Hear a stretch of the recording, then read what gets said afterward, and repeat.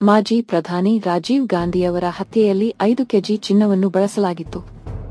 ಈ ವಿಷಯ ಬಹುತೇಕ ಮಂದಿಗೆ ತಿಳಿದಿರಲಿಕ್ಕಿಲ್ಲ. ಎಲ್ಟಿಟಿ ಹತ್ಯೆಗೆ ಸಂಚು ರೂಪಿಸಿತ್ತು. ಈ ಹತ್ಯೆಯ ಮಾಸ್ಟರ್ ಮೈಂಡ್ನ ಹೆಸರು ಶಿವರಸನ್.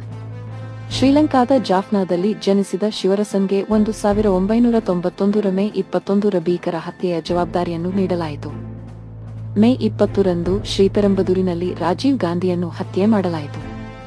ಆ ಸಮಯದಲ್ಲಿ ಕಾಂಗ್ರೆಸ್ ಪಕ್ಷವು ಜಯಲಲಿತಾ ಅವರ ಪಕ್ಷವಾದ ಎಐಎಡಿಎಂಕೆ ಜೊತೆ ಸಾರ್ವತ್ರಿಕ ಚುನಾವಣೆಯಲ್ಲಿ ಹೋರಾಡುತ್ತಿತ್ತು. 1984 ಮತ್ತು 1989 ನಡುವೆ ರಾಜೀವ್ ಗಾಂಧಿ ದೇಶದ ಪ್ರಧಾನಿಯಾಗಿದ್ದಾಗ ಅವರು ಎಲ್ಟಿಟಿ ವಿರುದ್ಧ ಭಾರತ-ಶ್ರೀಲಂಕಾ ಒಪ್ಪಂದಕ್ಕೆ ಸಹಿ ಹಾಕಿದರು. ಇದಲ್ಲದೆ ಒಪ್ಪಂದದ ನಂತರ ಭಾರತೀಯ ಸೇನೆಯ ಒಂದು ತುಕಡಿಯನ್ನು ಶ್ರೀಲಂಕಾದಲ್ಲಿ 3 ವರ್ಷಗಳ ಕಾಲ ಶಾಂತಿಪಾಲನಾ ಪಡೆಯಾಗಿ ಇರಿಸಲಾಗಿತ್ತು. ಎಲ್ಟಿಟಿ ಈ ಒಪ್ಪಂದವನ್ನು ಸ್ವೀಕರಿಸಲಿಲ್ಲ ಮತ್ತು 1987 ರಲ್ಲಿ ಒಂದು ದಿನ ಭಾರತೀಯ ಪಡೆಗಳ ವಿರುದ್ಧ ಯುದ್ಧ ನಡೆಸಿತು. ಮಾರ್ಚ್ 1990 ಹೊತ್ತಿಗೆ ಎಲ್ಲಾ ಭಾರತೀಯ ಸೈನಿಕರು ಶ್ರೀಲಂಕಾವನ್ನು ತೊರೆದಿದ್ದರು. ಎಲ್ಟಿಟಿ ತನ್ನ ಪ್ರದೇಶವನ್ನು ಮರಳಿ ವಶಪಡಿಸಿಕೊಂಡಿತು. ಎಲ್ಟಿಟಿ ಸಂಸ್ಥಾಪಕ ಪ್ರಭಾಕರನ್ ಈಗ ಸೇಡು ತೀರಿಸಿಕೊಳ್ಳಲು ಬಯಸಿದ್ದರು. 1991 ರ ಚುನಾವಣಾ ಪ್ರಣಾಳಿಕೆಯಲ್ಲಿ ಕಾಂಗ್ರೆಸ್ 1987 ರ ಶ್ರೀಲಂಕಾ ಒಪ್ಪಂದಕ್ಕೆ ತನ್ನ ಬದ್ಧತೆಯನ್ನು ವ್ಯಕ್ತಪಡಿಸಿತು. ಇದರಿಂದ ಪ್ರಭಾಕರನ್ ಕೋಪಗೊಂಡ.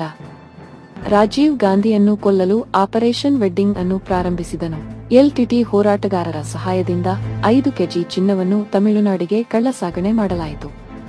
ಈ ಚಿನ್ನವನ್ನು ಶಿವರಸನ್ ಮಾರಾಟ ಮಾಡುವ ಮೂಲಕ 19 ಲಕ್ಷ ರೂ.ಗಳನ್ನು ಸಂಗ್ರಹಿಸಿದನು.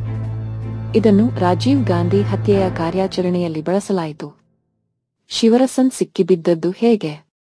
ಆತ್ಮಹತ್ಯಾ ದಾಳಿಯಲ್ಲಿ ರಾಜೀವ್ ಹತ್ಯೆಯಾದ ನಂತರ ತನಿಖೆ ಪ್ರಾರಂಭವಾಯಿತು. ರಾಜೀವ್ ಹೊರತುಪಡಿಸಿ ಸ್ಫೋಟದಲ್ಲಿ ಇತರ 17 ಜನರು ಸಾವನ್ನಪ್ಪಿದರು.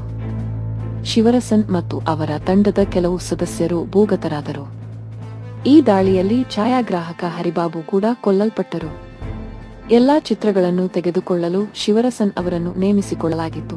ಸ್ಫೋಟದ ಸ್ಥಳದಲ್ಲಿ ಹರಿಬಾಬು ಅವರ ಕ್ಯಾಮೆರಾ ಬಿದ್ದಿರುವುದು ತನಿಖಾ ಸಂಸ್ಥೆಗೆ ಕಂಡುಬಂದಿದೆ. ಅದೇ ಕ್ಯಾಮೆರಾದಲ್ಲಿ ದಾಳಿಕೋರರ ಸಂಪೂರ್ಣ ತಂಡದ ಛಾಯಾಚಿತ್ರಗಳಿವೆ. ಅದರಲ್ಲಿ ಶಿವರಸನ್ ಅವರ ಛಾಯಾಚಿತ್ರವೂ ಇತ್ತು. ಎಲ್ಟಿಟಿ ತನ್ನ ಹೋರಾಟ ಮತ್ತು ಯಶಸ್ಸನ್ನು ತೋರಿಸಲು ಎಲ್ಲಾ ಮಾಹಿತಿ ಮತ್ತು ಛಾಯಾಚಿತ್ರಗಳನ್ನು ಸಂಗ್ರಹಿಸುತ್ತಿತ್ತು. ಶಿವರಸನ್ ಆಗಾಗ ತನ್ನ ಸ್ಥಳವನ್ನು ಬದಲಾಯಿಸುತ್ತಲೇ ಇದ್ದ. ಕೆಲವೊಮ್ಮೆ ಹಿಂದೂ, ಸಿಖ್, ಮುಸ್ಲಿಂ ಪಾದ್ರಿಯ ಉಡುಪನ್ನು ಧರಿಸುತ್ತಿದ್ದ ಎಂದು ಹೇಳಲಾಗುತ್ತದೆ.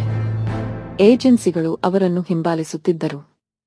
ಆತ ನೀರಿನ ಟ್ಯಾಂಕರ್ನಲ್ಲಿ ಅಡಗಿಕೊಂಡು ಚೆನ್ನೈನಿಂದ 350 ಕಿಮೀ ದೂರದಲ್ಲಿರುವ ಬೆಂಗಳೂರನ್ನು ತಲುಪಿದ. ದಾರಿಯಲ್ಲಿ ಡಜನ್ಗಟ್ಟಲೆ ಚೆಕ್ ಪೋಸ್ಟ್ಗಳು ಇದ್ದವು.